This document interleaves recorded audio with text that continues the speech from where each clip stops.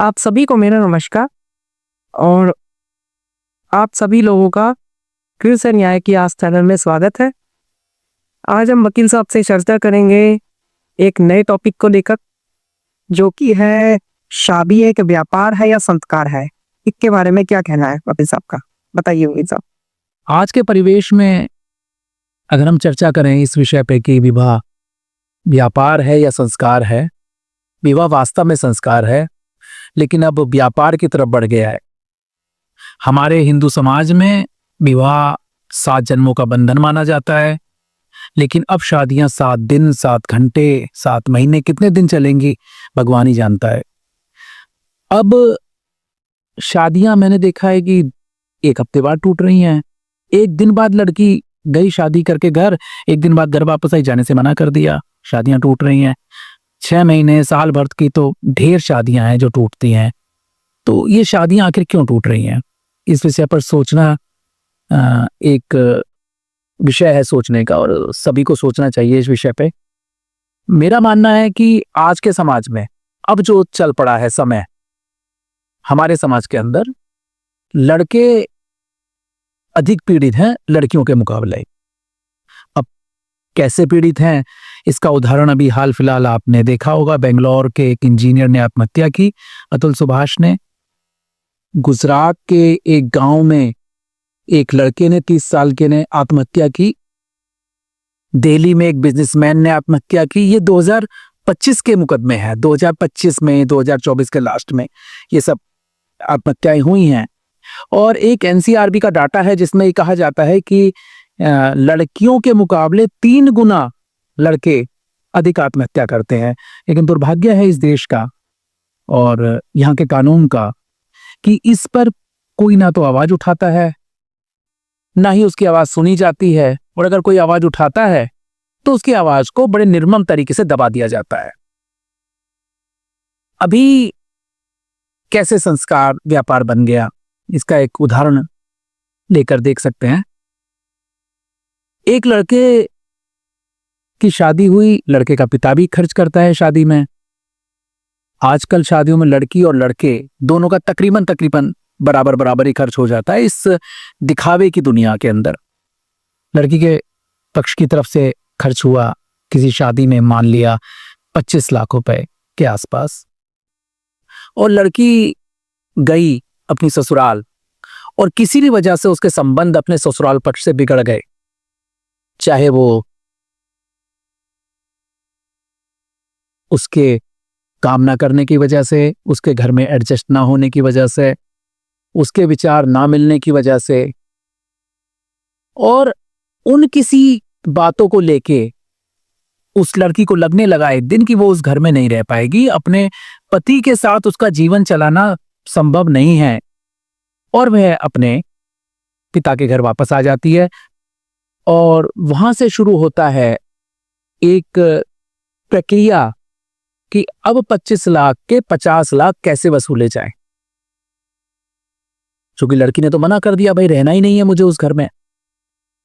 तो वहां से जो प्रक्रिया पहली होती है वो पुलिस की लिए कंप्लेंट होती है, और पुलिस की कंप्लेंट झूठी लिखाई जाती है।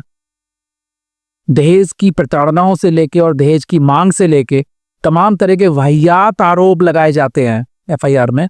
और आजकल तो एफआईआर में देखने को मिलता है कि छेड़छाड़ के आरोप देवर पे, ससुर पे, जेठ पे, नंदोई पे, मतलब वाहियात आरोप लगाए जाते हैं। ज्यादा लोग छेड़छाड़ तो छोड़ दीजिए, छेड़छाड़ तो आप छोड़ दीजिए, बलात्कार जैसे घिनौने अपराध का आरोप लगाया जाने लगा है बहुओं द्वारा कि ससुर ने बलात्कार कर दिया, देवर ने बलात्कार कर दिया, जेठ ने बलात्कार कर दिया, नंदोई ने बलात्कार कर दिया।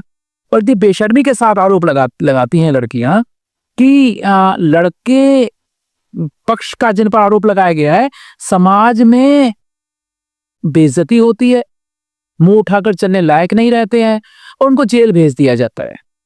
क्योंकि बलात्कार के मामले में भाई लड़की की गवाही काफी है, सफिशिएंट है प्राइमा फेसी तो गिरफ्तार करने के लिए, और उनको गिरफ्तार करके जेल भेज देते हैं। और फिर एक ब्लैकमेलिंग शुरू होती है कि साहब गवाहियां आपके पक्ष में दे देंगे, पैसे दे दो।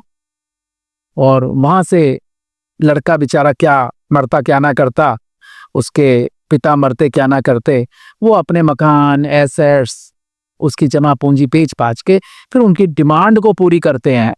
ब्लैकमेलिंग जिसको एक्सटॉर्शन कहता हूं मैं, एक्सटॉर्शन को पूरा करते हैं और एक्सटॉर्शन पूरा करके फिर वो अपना 2 ढाई 3 महीने में 4 महीने में 6 महीने में जेल से निकलते हैं।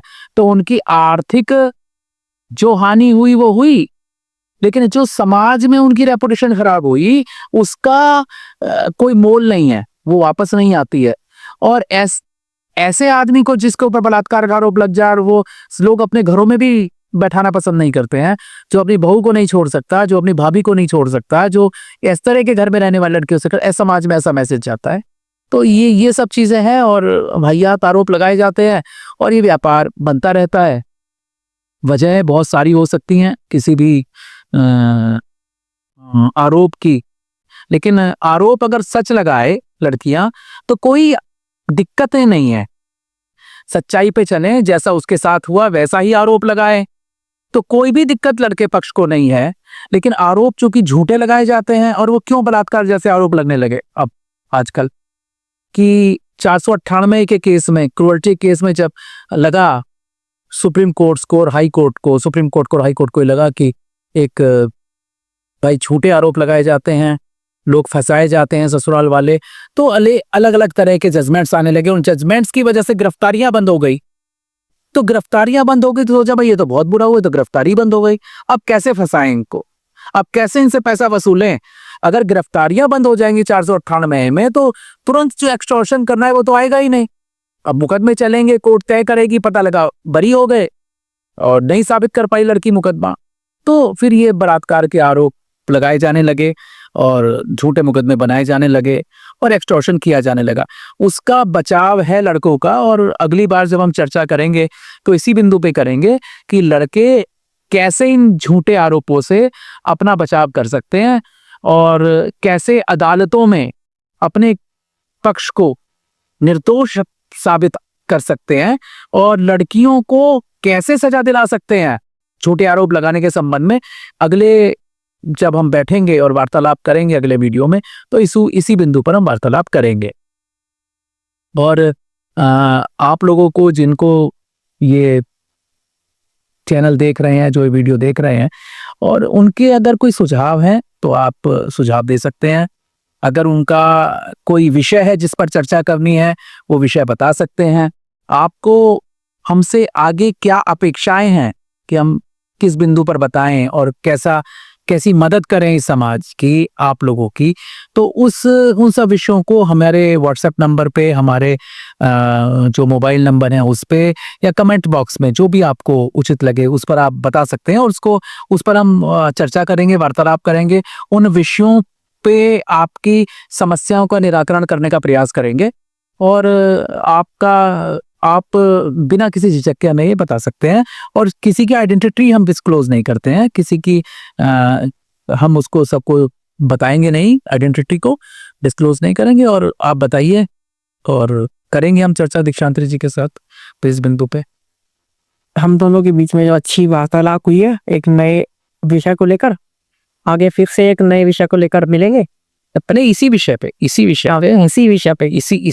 इसी के आगे वाले बिंदु पर हम ठीक है ना करेंगे। और मैं उम्मीद करूंगा कि आप लोग जो इस वीडियो को देखेंगे वो अपनी राय जरूर देंगे। हम अपने पॉकेट को यही विराम देते हैं, आगे नई समस्या को लेकर फिर से मिलेंगे। नमस्कार।